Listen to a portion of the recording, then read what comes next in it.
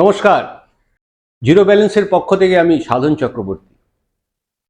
1958 সালে চীনে great lip forward কর্মসূচির অংশ হিসেবে 4টি কীটপতঙ্গ, চড়ুই, ইঁদুর, মাছি এবং মশা নির্মূল করার নির্দেশ দেন চীন সরকার। এর মধ্যে চড়ুই নিধন ছিল অন্যতম।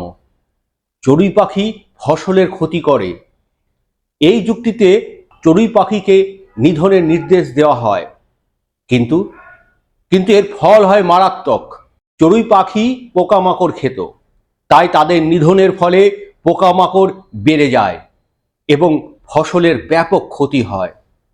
এই খাদ্য সংকট গ্রেট লিপ ফরওয়ার্ড কর্মসূচির ভুল নীতি এবং প্রাকৃতিক দুর্যোগের কারণে 1951 সাল থেকে 1961 সাল পর্যন্ত চীনে এক ভয়াবহ দুর্ভিক্ষ দেখা দেয়, যাতে আনুমানিক 15 থেকে 43 মিলিয়ন মানুষ মারা যায়। 8 সপ্তাহের মধ্যে দিল্লি ও এনসিআর এলাকা থেকে সরিয়ে ফেলতে হবে সমস্ত পথকুকুরদের, নির্দেশ সুপ্রিম কোর্টের। আর শীর্ষ আদালতের এই নির্দেশের পরই উস্কে উঠেছে বিতর্ক। সমাজের বিভিন্ন মহল থেকে এসেছে তীব্র প্রতিবাদ। এই পরিস্থিতিতে রাস্তার কুকুরদের সরিয়ে ফেলার নির্দেশটি পুনর্বিবেচনা করার আশ্বাস দিয়েছেন ভারতের প্রধান বিচারপতি এবং এই রায়ের উপরে স্থগিতাদেশ দিয়েছেন। ভারত বিশ্বের প্রাচীনতম কুকুর প্রজাতির মধ্যে একটি, অত্যন্ত বুদ্ধিমান প্যারিয়া কুকুরের আবাসস্থল, যা এশিয়া ও আফ্রিকায় মানুষ যখন বস্তিতে বসবাস শুরু করে তখন থেকেই বিদ্যমান। তারা মানুষের সাথে সুখে সহাবস্থান করে। উইকিপিডিয়া বলে যে রাস্তার কুকুর হলো মানব জাতির আদি গৃহপালিত কুকুরের কয়েকটি অবশিষ্ট উদাহরণের মধ্যে একটি। মেজাজের দিক থেকে ভারতীয় রাস্তার কুকুর একটি অত্যন্ত সতর্ক, খুব সামাজিক কুকুর। বিশ্বের অন্যান্য উন্নয়নশীল দেশের মতো রাস্তার কুকুরও সর্বদা ভারতীয় নগর ও গ্রামীণ জীবনের একটি অবিচ্ছেদ্য অংশ হয়ে দাঁড়িয়েছে। এই প্রাণীদের অনেকেই মানুষের সাথে ঘনিষ্ঠভাবে বাস করে।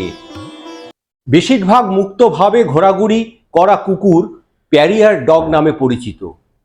মানুষ বসতি স্থাপন শুরু করার পর থেকেই সমগ্র এশিয়া ও আফ্রিকা জুড়ে কুকুরের অস্তিত্ব ছিল। তারাই ছিল প্রথম গৃহপালিত প্রাণী এবং তাদের যত্নদাতাদের প্রতি তাদের আনুগত্য এবং ভালোবাসায় তাদেরকে মানুষের সেরা বন্ধুর খেতাব এনে দিয়েছে। ভারতে এই জাতটি সম্ভবত 14,000 বছর বা তারও বেশি সময় ধরে বিদ্যমান। রাস্তার কুকুর হলো মানব জাতির আদি গৃহপালিত কুকুরের কয়েকটি অবশিষ্ট উদাহরণের মধ্যে একটি।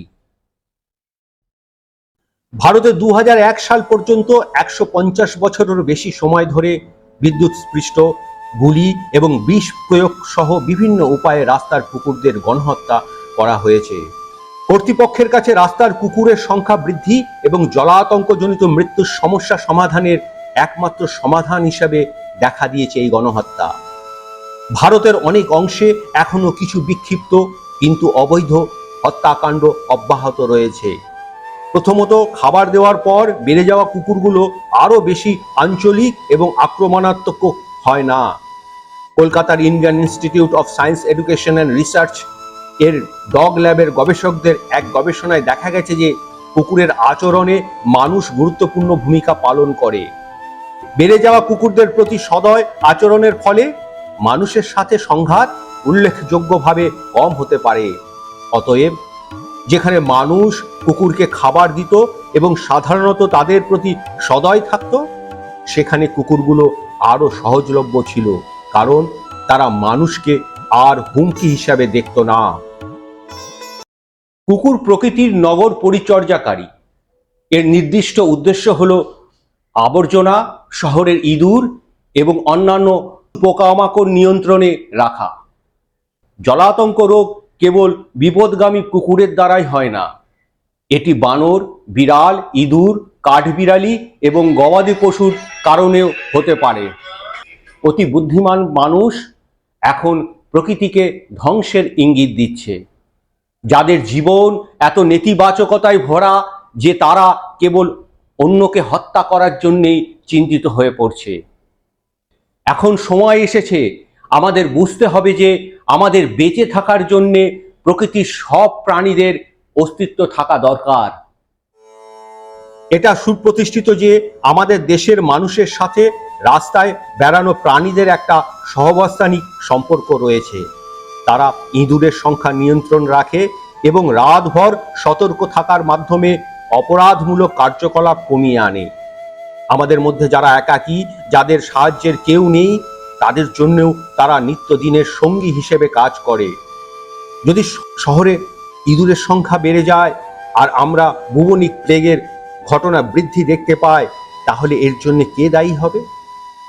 খুব কম মানুষই আছে যারা পশুদের প্রতি গভীরভাবে যত্নশীল। যদি কোনো কুকুর আপনার বাচ্চাকে কামড়ায়, তাহলে আপনি সেই কুকুরটিকে দোষারোপ করেন এবং আপনি তাকে আঘাত করেন অথবা সম্ভবত তাকে মেরে ফেলার চেষ্টা করেন। আপনি কখনোই বুঝতে চেষ্টা করেন না যে কুকুরটি কেন এমন আচরণ করেছে। কুকুররা অপ্রয়োজনীয়ভাবে মানুষকে আক্রমণ করে না, যদি না তারা বুঝতে পারে যে তাদের পথে কোনো ক্ষতি আসছে। আর মনে রাখবেন, এই বিষয়ে পশুদের অনুভূতি অত্যন্ত প্রবল। হয়তো সেই মা তার কুকুর ছানাকে রক্ষা করছেন অথবা আপনার সন্তান কুকুরটিকে কষ্ট দিয়েছে। সরকারকে তার ভূমিকা পালন করতেই হবে, কিন্তু একটি জাতি এবং একটি সম্প্রদায় হিসাবে আমাদের সকল প্রজাতির অধিকারের জন্য দাঁড়াতে হবে। একটি প্রাণীর প্রতি সদয় হতে খুব বেশি কিছু লাগে না। যদি রাস্তার কুকুরকে অপসারণ করা হয়, তাহলে বিপুল পরিমাণে আবর্জনার স্তূপ ছাড়াও ইঁদুরের সংখ্যা নিয়ন্ত্রণের বাইরে চলে যাবে।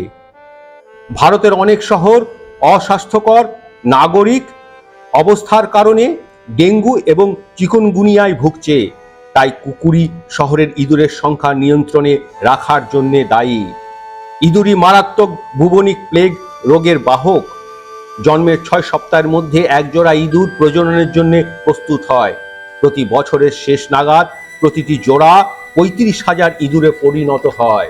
উন্নত সভ্যতার মানুষ সেভাবে এ পৃথিবীতে সে একাই বাঁচবে। প্রকৃতি তখন মুচকি হাসে। মানুষ আজ তার কাছের বন্ধু কুকুরকে সরিয়ে দিতে চাইছে।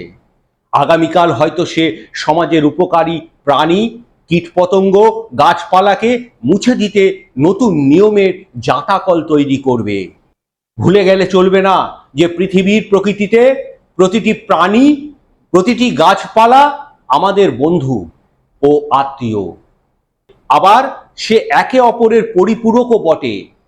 ভাবুন, নিজের জন্যেই ভাবা অভ্যেস করুন।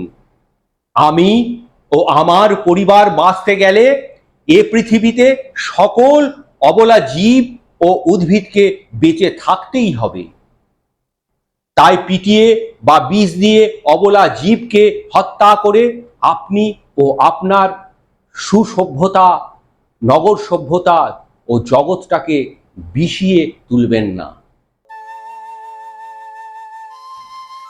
কুকুর মানুষের সবচেয়ে ভালো বন্ধু। আর আমাদের অনেকেরই যদি রাস্তায় থাকা কুকুরটিকে দিনে একবার খাবার দেওয়া হয়, তাহলে আমাদের অনেকেরই কোনো ক্ষতি হবে না। আর আমরা নিশ্চিত থাকতে পারি যে আমাদের দরজায় এমন একজন বন্ধু থাকবে যে আমাদের বাইরে বেরোনোর সময় অথবা দীর্ঘ ক্লান্তিকর দিনের পর বাড়ি ফিরে আসার সময় আমাদের দেখতে আনন্দিত হবে। আর এই স্বার্থপর পৃথিবীতে নিঃশর্ত ভালোবাসা এবং শ্রদ্ধা আমাদের সকলেরই কাম্য, এবং আমাদের রাস্তার কুকুরই সম্ভবত আমাদের সেরা পছন্দ। আদিম মানব ও আধুনিক মানুষ আমাদের সঙ্গে প্রায় 15,000 বছরের সম্পর্ক কুকুরের। বিশ্ব স্বাস্থ্য সংস্থার একটি সমীক্ষার পরিসংখ্যান বলছে বিশ্বে রাস্তার কুকুরের সংখ্যা প্রায় 30 কোটি। তার সবটা রয়েছে উন্নয়নশীল ও অর্থনৈতিকভাবে পিছিয়ে থাকা দেশগুলোতে। তার মধ্যে ভারতেই রয়েছে কম বেশি 3 কোটি রাস্তার কুকুর। সুপ্রিম কোর্ট রাজধানী দিল্লির পথ কুকুরদের তুলে নিয়ে শেল্টার হোমে রাখার যে নির্দেশ দিয়েছিল, তাতে সরব দেশের পশুপ্রেমী থেকে সাধারণ নাগরিক খাঁচায় ভরে দিলে গোটা পশু সমাজের জন্য কোনো সদুপায় হওয়া সম্ভব নয়। ব্যাপক হারে বন্ধ্যাত্বকরণ, নিয়মিত টিকাকরণ, সামাজিক খাদ্য বিতরণ এবং বড় আকারের দত্তক নেওয়ার পথে গেলে এর সমাধান মিলতে পারে। পথকুকুররা নিজের ইচ্ছায় রাস্তায় আসেনি, আমরাই তাদের রাস্তায় নামিয়েছি। মূলত সমাজের এই উদাসীনতায় হিংসার শিকার আজকে পথকুকুররা। ভবিষ্যতে এটা অন্য কারো উপরেও নেমে আসতেই পারে। যে সমাজ তার বন্ধুকে রক্ষা করতে পারে না, সেই সমাজের আত্মাই হারিয়ে গিয়েছে। হাজার হাজার বছর ধরে আমরা যা করেছি তা হলো আমরা যা ঘৃণা করি তা ধ্বংস করা। ঔদ্ধত্যের চূড়ায় বসে হিতাহিত জ্ঞান হারিয়ে প্রকৃতির নিয়মকে বৃদ্ধাঙ্গুলি দেখিয়ে যারা সীমা অতিক্রম করেছে, প্রতিবারই পরিণাম হিসেবে তাদের উপর ধেয়ে এসেছে প্রকৃতির নির্মম প্রতিশোধ। 1958 সালে চীনে চড়ুই পাখি নিধন করার ফলেই চীন দেশে মহা দুর্ভিক্ষ দেখা দিয়েছিল। ইতিহাসবিদদের ধারণা, সে সময় চীন দেশে দুর্ভিক্ষে 1.5 কোটির বেশি মানুষ প্রাণ হারিয়েছিল। আইনের উদ্দেশ্য হলো দুর্বলদের রক্ষা করা। যে ব্যক্তি কখনো কিছু না চেয়ে আমাদের প্রতি আনুগত্য প্রকাশ করেছে, তার চেয়ে বেশি এই সুরক্ষা পাওয়ার যোগ্য আর কোনো প্রাণী নেই। কুকুর আমাদের পরম বন্ধু। প্রকৃতির সব প্রাণী কীটপতঙ্গই আমাদের বেঁচে থাকার আসল রসদ। আসুন প্রকৃতিকে বাঁচিয়ে রাখি, প্রকৃতির সমস্ত জীবকেই আমরা বাঁচিয়ে রাখি। ভালো থাকবেন, সুস্থ থাকবেন, প্রকৃতির সঙ্গেই থাকবেন, এই আশা রাখি। ভিডিওটি ভালো লাগলে লাইক, শেয়ার এবং সাবস্ক্রাইব করবেন।